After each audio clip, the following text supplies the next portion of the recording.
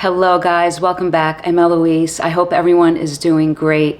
So it's a Sunday morning here. By the time I upload the video, it's probably going to be a weekday morning, but I have my coffee and I'm relaxing on this nice cold Sunday morning. And we're going to talk about a fragrance that I recently purchased by the house of Dyptique. I'm a fan of Dyptique. I have a lot of the fragrances. I can't lie, I do feel that some of them struggle a little bit in terms of performance, but I'm nonetheless a fan. I like the aesthetics, I like what they stand for, I like their scent profiles, I like the house. And this one, Volutes, which is the EDP, this comes in an EDT as well. This one is a tobacco honey fragrance with a few other notes, and I like the idea of that scent profile. And I also kept hearing that it's very reminiscent of Chergui from Serge Lutens, which I have a bottle of here. I don't have the OG bottle, I have the new packaging, and I have heard that it's been reformulated, and I've heard that this does smell different. What I want to do, actually, I have a few OG Serge Lutens, one of them being Feminite du Bois. I want to buy the new packaging like this with the black label and sort of compare just out of sheer curiosity. But I have the Chergui in this new packaging and I've never gotten my nose on the original, so I can't speak to what that smells like. But nonetheless, Volutes is often compared to this because Chergui is strangely described as a tobacco fragrance, and we'll talk about that in a few minutes. And the fragrances do have similar vibes, but they have differences, and I feel that they wear very differently. But I can see the comparison. I can see how people think that Volutes is reminiscent of Chergui. So let's have a little coffee.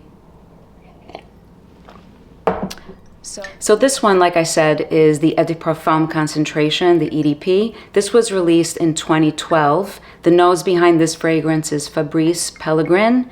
And this is a 75 ml bottle, and on the official website, it goes for $240. I guess in the US, I would add tax to that. So it's certainly not a cheap fragrance. And the house as a whole prices their EDPs at about $240.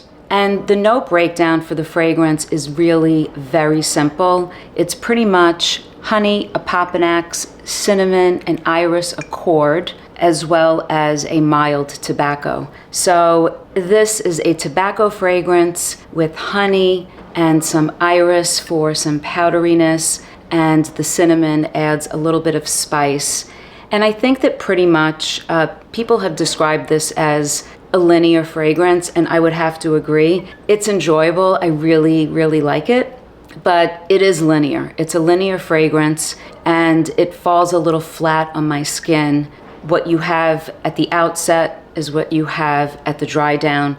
And in terms of the presentation, by the way, with the exception of some fragrances that come in different bottles that are special lines within the house of Dyptique, these are pretty much all the same, and they're quite cool. They're slim, they look nice lined up in my collection. The darker ones are the Eau de Parfum concentrations, and the white label with the black writing are usually the EDTs.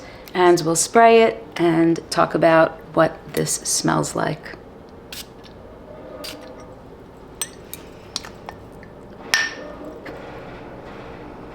So to me, this opens up almost boozy. There's something a little boozy about the fragrance in the opening, and I get a little bit of incense, which is probably coming from the opoponax in here. It seems a little boozy and it seems a little incensey, and I get a mild tobacco. To me, this is not a dark, ashy, strong tobacco fragrance. It's a very unisex, mild tobacco that has other notes that sort of bring it down from being too dark or too smoky. It has some incense, and I get a little bit of booziness in the opening. And the tobacco is not only mild, but I'm picturing And I'm not a tobacco expert by any stretch of the imagination, but I remember as a kid going to tobacco farms in Italy, and the tobacco leaves were sort of like a tan color with some green, and it's like a very raw sort of tobacco, mild tobacco scent to it, as opposed to tobacco that's being smoked or a cigar. It's nothing like that. The note is not described as a tobacco leaf. I'm just recalling what comes to mind and what I'm getting from the fragrance. It's my way of describing a mild tobacco scent in here. And I took some notes when I was smelling this the first 2 times. I wore this a few times already for full days to work. And I'll say that right after the opening, the fragrance is definitely resinous, and there are balsamic touches in here for sure. There's something a little syrupy about it, and you get the honey, but the honey is never sweet. It's not a sweet fragrance whatsoever. Any sweetness is sort of mild, and I feel like the honey and the tobacco are on equal footing, so it's not an overabundance of tobacco and it's not an overabundance of honey. I think they're equal, and I absolutely get the cinnamon. I think the cinnamon cuts right through it and plays a major role in the fragrance. But it's not obvious until you're analyzing what you're smelling as a whole, when you're experiencing it coming off the skin. It's not like I would think, oh, there's so much cinnamon in this fragrance, or I'm smelling a cinnamon cake or anything like that. It's part of the composition, but when I look for it, I can definitely realize that the cinnamon is the spice in here, because there is a spice, and it is balsamic. It's definitely a balsamic and resinous fragrance. And the incense part of it, I feel, goes away after a few minutes, and there's a powdery element to the fragrance as well. There is an iris accord in here, but it's not like there's a prominent iris note that I detect, but the fragrance does go a little powdery. Again, it sort of balances, in my mind, the tobacco and the honey and the spice. So those are pretty much the components of the fragrance. I think it's really simple. I think it's sort of linear, as others describe this. But what you're left with, I would say, if I had to sort of describe it and have an imagery for the fragrance, I would describe this as an old wing chair, like an old fabric damask wing chair that's really broken in, like where the fabric is almost faded in certain areas, and the chair is in a library, and this wing chair has the remnants of tobacco smoke, just the remnants, not anything dark, not anything dirty, because I feel like this remnant of tobacco smoke that's in the chair has like a compact of makeup that fell all over it. So imagine that combination, if you can, sort of imagine that makeup-y, tobacco-y sort of combination with a little bit of honey that peeks through the fragrance. So that's the imagery that I get with this. It's a basic fragrance, but it is different. I would say that it's different from anything that I have. I don't think that performance-wise, it's so impressive. It's very quiet on my skin. I do enjoy it throughout the day. The days that I wore it, I sort of smelled it on myself. And it's not totally a skin scent, but it's definitely a quiet fragrance. And after 5-6 hours, you definitely have to look for it. But that's okay, I don't really mind. It's not a fragrance that's huge in terms of projection and sillage. And like I said, a lot of the diptyques, at least the ones that I have in my collection, with the exception of Eau Capitale, which is a rose patchouli fragrance, that one I feel is bold. That one is stronger and lasts longer. But the other ones that I have, they're all EDPs, and they struggle with performance. So that's the one thing that I sort of wish was a little different about these fragrances at the price point. $240 is not super cheap, but nonetheless, I do like this. I enjoy it. And I will say that when I first smelled it, I had mentioned from memory, only from memory, it did sort of bring me back to Chergui without doing a side-by-side. And I did a side-by-side a few times because I was curious. And I actually have a dry down on my left arm of Chergui. I applied both this morning.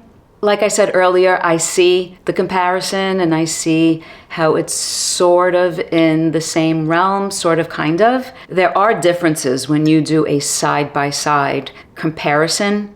Chergui is a 2001 fragrance, and the nose behind this is Christopher Sheldrake. And this one, like I said, is the new packaging. So I have no idea what the original smells like.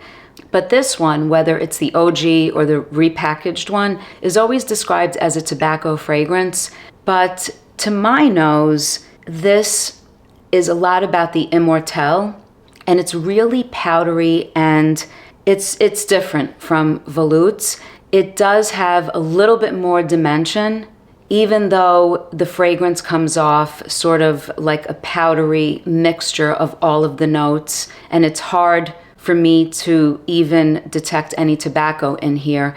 And when I went to the official website, what they speak of is immortelle, hay, and Russian leather. That's what the fragrance is described as. And immortelle, from my research, I'm not a perfumer, but immortelle, I've gotten my nose on in different fragrances.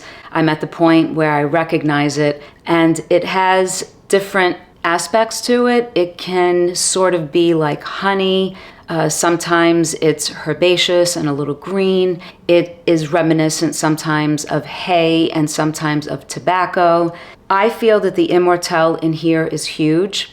I did hear Rich Mitch describe this fragrance as an iris fragrance, and I thought, yes, exactly. It's not so much a tobacco fragrance, although I do think immortelle plays a large role, and I pick it up. My nose picks it up, detects it.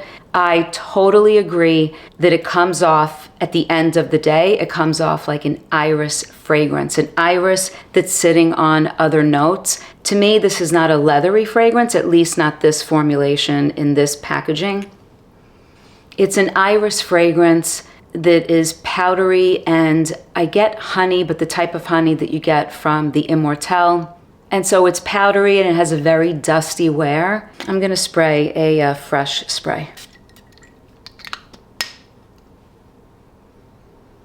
And while I do get sort of a sweet tobacco in the opening, as this dries down, it gets really powdery. And at the end of the day, this fragrance, I have to agree with Rich Mitch. To me, this smells like an iris fragrance that has hints of tobacco. Maybe the tobacco is coming from the immortelle, but I think that immortelle, when I look for it, is very obvious to my nose.